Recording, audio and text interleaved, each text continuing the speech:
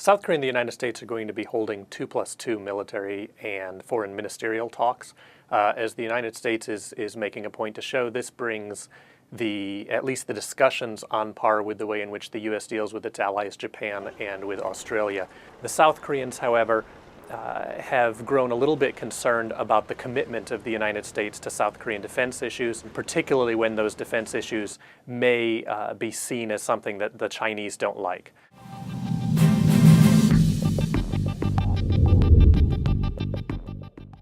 The relationship between the United States and the South Koreans has been somewhat strained in the wake of the Cheonan incident, and in particular in the wake of the South Korean report that blamed North Korea for sinking the South Korean ship. The South Koreans wanted the United States to deploy an aircraft carrier to the Yellow Sea.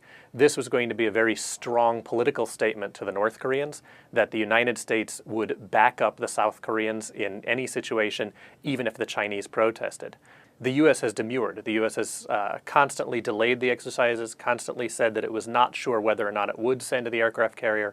From the U.S. perspective, the sinking of the Cheonan was certainly a serious incident, but the United States is very busy in a lot of parts of the world, and it really is not prepared to have a military confrontation in East Asia.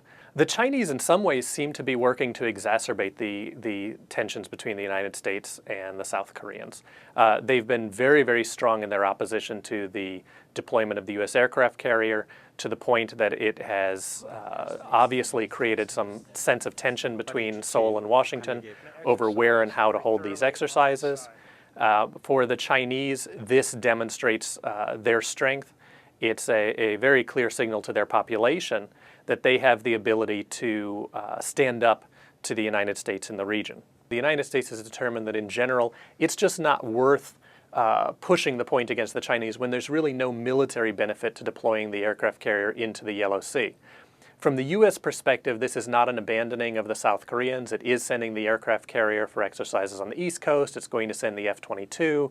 It's going to have a very robust series of military exercises with the South Koreans. But again, from the South Korean perspective, there's a lot in the psychology of deploying an aircraft carrier to the Yellow Sea. I think the thing to look at, particularly as we go into these 2+2 meetings, is really where the South Koreans feel the relationship is with the United States.